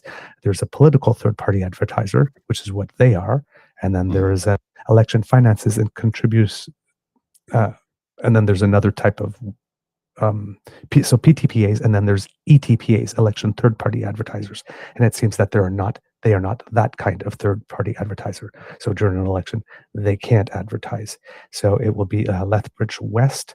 And the advertising period began on November 20th, which is yesterday. The writ of election was issued and ends when the polls close on election day, December 18th. So until December 18th, if you're following Alberta Resistance, they cannot post anything political. So there will be lots of videos of cats and stuff in the meantime to help you get through the period and preserve a little bit of sanity, it would appear. But if you're in that riding, get prepared to know your candidates and to plan your vote there as well. Okay, from the Beaver Lodge, this is your Eager Beaver saying it could be a tough world out there, so please be kind to and gentle with yourself. Mr. Grizzly, some words of wisdom, please. I don't really have any today, but I do want to share this that came across my feed earlier, and we didn't have time to address it, but I'm going to address it right now because I think it's Interesting. I'm going to address it by reading the headline to you, and I will reserve any commentary for anybody who wants to comment on it. I don't have a comment. I just want to read the headline to you. International Criminal Court issues arrest warrants for Israeli PM Hamas official. ICC also issues arrest warrant for recently resigned Israeli Defense Minister Yoav Gallant. I have no according to commentary. this is international. Yeah, this is from the International Criminal Court here, and I'm on their webpage here. It says the chamber ruled on two requests submitted by Israel on the 26th of September 2024. In the first request, Israel challenged the court's jurisdiction over the situation in the state of Palestine in general and over Israeli nationals more specifically on the basis of Article 19.2 of the statute. In the second request, Israel requested that the chamber order the prosecution to provide a new notification of the initiation of an investigation to its authorities under Article 18.1 of the statute. Israel also requested the chamber to halt any proceedings before the court in the relevant situation, including the consideration of the applications for warrants of arrest for Mr. Benjamin Netanyahu and Mr. Yoav Gallant submitted by the prosecution on the 20th of May 2024. The chamber noted that the acceptance by Israel of court's jurisdiction is not required, as the court can exercise its jurisdiction on the basis of territorial jurisdiction of Palestine, as determined by the pre-trial chamber 1 in a previous composition. Furthermore, the chamber considered that pursuant to Article 19.1 of the statute, states are not entitled to challenge the court's jurisdiction under Article 19.2 prior to the issuance of a warrant of arrest. Thus, Israel's challenge is premature. This is without prejudice to any future possible challenges to the court's jurisdiction and or admissibility of any particular case. The chamber issued warrants of arrest for two individuals, Mr. Benjamin Netanyahu and Mr. Yoav Gallant, for crimes against humanity and war crimes committed from at least 8 October 2023 until at least 20 May 2024, the day the prosecution filed the applications for warrants of arrest. The arrest warrants are classified as secret in order to protect witnesses and to safeguard the conduct of investigations. However, the chamber decided to release the information below since conduct similar to that addressed in the warrant of arrest appears to be ongoing. Moreover, the chamber considers it to be in the interest of the victims and their families that they are made aware of the warrant's existence. And then it goes through and lists the alleged crimes that are there, and it's 1, 2, 3, 9, 10 paragraphs of it. So a pretty substantive detailing. So if you want to go check it out yourself, it's on the International Criminal Court's website. But I heard that development literally minutes before coming on, and that's very significant, monumental. I'm not sure how it's going to change the game in reality on the ground, but this is not. This is a BFD. Oh yeah, this is a it BFD. It is. I'm glad you brought it, Mr. Grizzly, because I had raised it up and then I forgot to mention it. So I'm glad that you did, Mr. Grizzly. I think it might be time to cue the cock.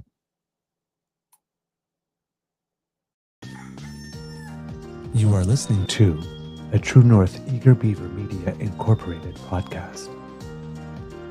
The True North Eager Beaver podcasts are proudly brought to you by our founding sponsors, the Misfit Mysteries from Corvid Moon Publishing, your source for science fiction, fantasy, and cozy mysteries featuring a broad diversity of characters, CanadianTarot.com, their uniquely Canadian online eclectic tarot community, and the Peppermaster, hot pepper sauces made from farm-fresh ingredients to thrill your taste buds and expand your mind. We are grateful to the Crier Media Network for its support, Pete Jarvis for our artwork, and Paul Joseph Something for our opening and closing sequence music.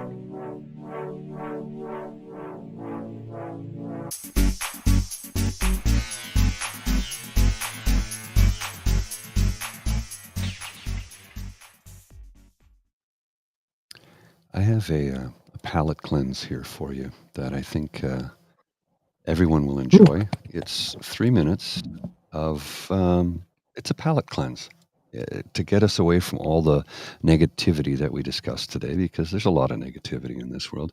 Every now and then we need to have a little bit of something that will warm your heart. And trust me, this one will. Is it? Who's there? Is it Papa? Is it Papa? It's okay, it's allowed. It's okay. But look.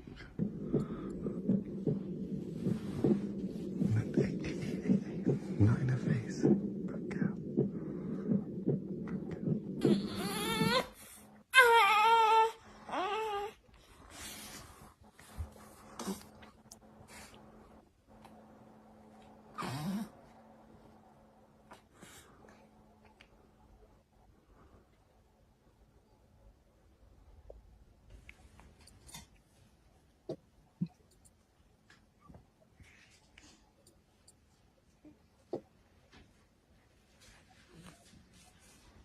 Daisy's trying to cuddle into her. Oh. What is it? Oh. Oh, look at that. It's doggy. Oh. A little kiss. It's so good, Millie. It's so gentle. Good girl.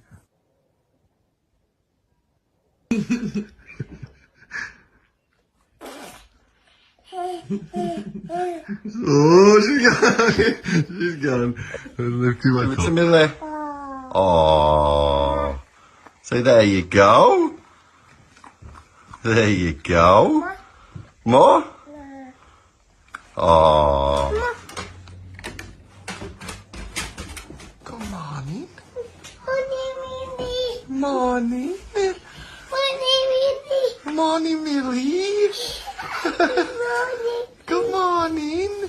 Oh, she come walk you up. That's it, Daisy. Come to rescue you. You've put a blanket on her. You are so kind. Kiss Millie. Oh, good night. Millie. Oh, look at the little cuddle. That was the cutest thing I've ever seen. You're so beautiful, Daisy. Hi, Millie. She's tired. She's so tired. Oh, you're making her fall asleep there, stroking her nose. She likes that. Look. She's falling asleep. You're so beautiful. Are you comfy on her head? We don't deserve dogs. We don't. That's so cute for people who are listening at home on the podcast version. Might not be able to get it all. It's a series of moments in the life of a young child with a really, really, really gentle and loving and caring husky. So, and I've got a little something for you too. Yesterday we talked about Gordon Lightfoot's Gibson guitar. Well, it seems that there was another auction for something pretty important for Canada. A painting by renowned BC artist Emily Carr that sold for $50 US at a barn sale in New York fetched $349,250 Canadian at a Toronto auction on Wednesday night. Heffel Fine Art Auction House sold the painting to the highest bidder at its fall sale. The highest bid was above a pre-sale estimate of $100,000 to $200,000. The total price, including the buyer's premium, commission paid by the buyer to Heffel, on top of the hammer price of $290,000.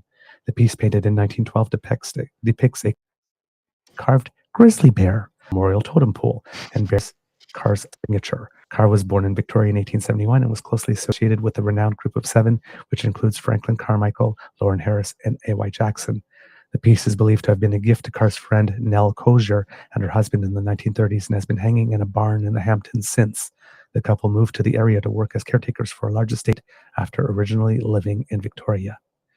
So, yes, there was an effort to get that piece of artwork and bring it back home to Canada. So there you go. And I do have an image of it, but unfortunately, I would have to send it to you. And we want to end the show. So I'll make a note of it and we'll show it tomorrow. I saw a chat around music for the music lovers. There's a QR code. If you scan that, that'll take you to my Mixcloud page where I have several volumes of long-form podcasts about music, and I'm going to put a link in the chat here. Anybody wants to click on it. There's no money in it for me at all. It's just something that I love to do, and I'm producing new ones as we speak. So, until tomorrow, see ya. All right. Bye-bye.